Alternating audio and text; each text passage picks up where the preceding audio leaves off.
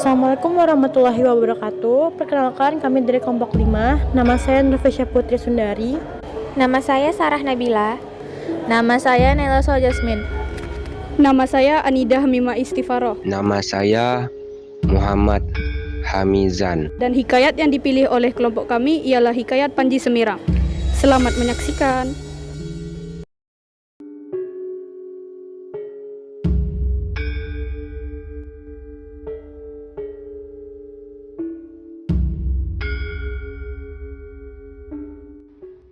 Alkisah, pada zaman dahulu, hiduplah seorang raja di tanah Jawa yang bernama Raja Daha. Raja Daha mempunyai 2 orang putri. Putri sulungnya bernama Galuh Chandra Kirana, seorang putri yang cantik dan lemah lembut, tutur kata yang membuat orang tertarik kepadanya.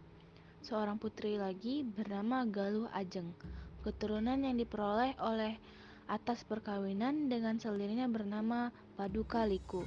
Tabiat Galuh Ajeng tidak baik dan selalu iri hati terhadap kakak tirinya, Galuh Chandra Kirana. Dayang-dayang dan orang-orang istana tidak senang kepadanya. Sementara itu, saudara dari Raja Daha, yaitu Raja Kahuripan, mempunyai seorang putra yang tampan dan baik perangainya, bernama Raden Inu Kertapati. Raja Kahuripan ingin supaya putranya menikah dengan putri saudaranya yang cantik, yaitu Galuh Chandra Kirana. Dikirimlah utusan ke Daha untuk meminang, dan dengan senang hati raja dan rakyat menerima pinangan itu. Paduka Linu sajalah yang tidak senang. Timbul maksud jahatnya menyingkirkan Pemaisuri serta Galuh Chandra Kirana agar ia dapat menggantikan kedudukan sebagai permaisuri dan Galuh Ajeng dapat dijodohkan dengan Raden Inu Kertapati. Pada suatu hari, dibuat tapai beracun dan disuruhnya seorang dayang memberikan tapai itu kepada permaisuri. Permaisuri senang hati menerimanya, karena baru pertama kali itu Paduka Liku mengirimkan makanan untuk dia. Selain itu, Paduka Liku minta azimat guna-guna kepada seorang petapa sakti agar raja sayang kepadanya. Baru saja tapai dimakan, tiba-tiba badan permaisuri kejang-kejang, mata terbelalak dan mulutnya berbusa. Dayang-dayang menjadi panik, menangis, dan Chandra Kirana menjerit ketika melihat ibunya dalam keadaan demikian. Dengan tergopoh-gopoh, Baginda datang dan sangat marah kepada Paduka Liku atas bencana yang ditimbulkannya. Namun, setelah berhadapan dengan Paduka Liku, Baginda berubah sikap menjadi tenang dan tetap ramah kepadanya. Untuk menghibur Chandra Kirana, Raja Kahuripan meminta Raden Inu Kertapati membuat 2 buah boneka, satu dari emas dan satu lagi dari perak. Boneka emas dibungkus dengan kain biasa dan boneka perak dibungkus dengan sutera yang indah.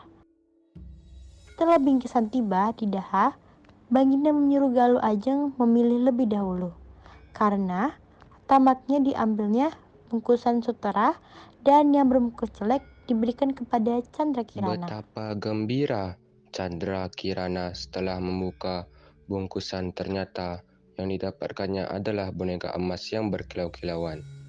Galuh Ajeng yang mengetahui bahwa boneka kakaknya jauh lebih bagus dan ia ingin memilikinya. Atas bujukan Paduka Liku, Baginda menyuruh Chandra Kirana agar menukarkan boneka itu dengan boneka Galuh Ajeng. Karena Chandra Kirana tidak mau menyerahkan bonekanya, Baginda menjadi marah. Chandra Kirana diusir. Di perbatasan antara Daha dan Kahuripan, menetaplah Chandra Kirana dan dayang-dayangnya. Mereka membangun kerajaan kecil dan Chandra Kirana lah yang menjadi rajanya. Mereka menyamar sebagai pria dan ia sendiri mengganti nama dengan Panji Semirang. Untuk memperkuat kerajaan, mereka melakukan perampokan dan memaksa semua orang yang ditahan menetap di tempat itu. Dengan demikian, rakyat makin bertambah dan kerajaan makin kuat. Berita tentang kerajaan Panji Semirang sampailah ke Kahuripan. Pada waktu utusan Raja Kahuripan membawa barang-barang dan uang emas kawin untuk meminang Galuh Candrakirana. Mereka dicegat dan dirampok tentara Panji Semirang. Barang rempasan dan uang hanya akan dikembalikan apabila Raden Inu Kertapati datang membawa Panji Semirang. Keesokan harinya, berangkatlah Raden Inu Kertapati berserta rombongan meneruskan perjalanan ke Daha. Candrakirana yang sedih karena Raden Inu Kertapati akan menikahi Galuh Ajeng, pergi menghibur dirinya dengan menjadi gabuh atau pengamen. Sejak hari pertama pernikahan Raden Inu Kertapati dan Galuh Ajeng, Raden Inu Kertapati menjadi sedih hati, karena diketahui bahwa istrinya itu bukanlah Galuh Candrakirana. Ia merasa tertipu oleh Paduka Liku. Untuk menghibur hatinya, ia memutuskan berangkat ke kerajaan Gagelang. Para pengiringnya mengatakan bahwa di Gagelang ada rombongan pemain gabuh. Usul itu dipenuhi karena memang Raden Inu merasa ingin hiburan. Ketika menonton, Raden Inu Kertapati curiga melihat gerak-gerik para pemain gabuh yang luwes sebagai wanita. Bahkan ia merasa telah pernah melihat wajah-wajah mereka. Di tempat peristirahatannya, Candrakirana mengenakan pakaian wanita. Ditimang-timangnya boneka emas sambil menyanyikan lagu yang merawankan hati. Raden Inu Kertapati yang penasaran dengan siapa pemain gabuh tadi mengintip di tempat peristirahatannya. Alangkah terkejutnya ia setelah melihat seorang putri menimang-nimang boneka emas yang pernah ia berikan kepada Candrakirana. Tanpa ragu lagi, ia memastikan bahwa sebenarnya wanita itulah Candrakirana yang sedang dicarinya. Dengan hati yang tak sabar lagi, pintu kamar dibukanya dan bertemulah keduanya, melepaskan rasa rindu, kasih, dan mesra yang telah lama terpendam. Candrakirana dibawanya ke istana Kahuripan dan menyampaikan kepada Baginda apa yang sebenarnya telah terjadi. Candrakirana minta maaf atas kekeliruan yang telah diperbuatnya. Disiapkanlah segala sesuatu untuk upacara pernikahan resmi antara Raden Inu Kertapati dengan Galuh Candrakirana. Paduka Liku menjadi kecut hatinya tatkala mendengar berita itu. Raja Daha pun tak mau memperhatikannya lagi.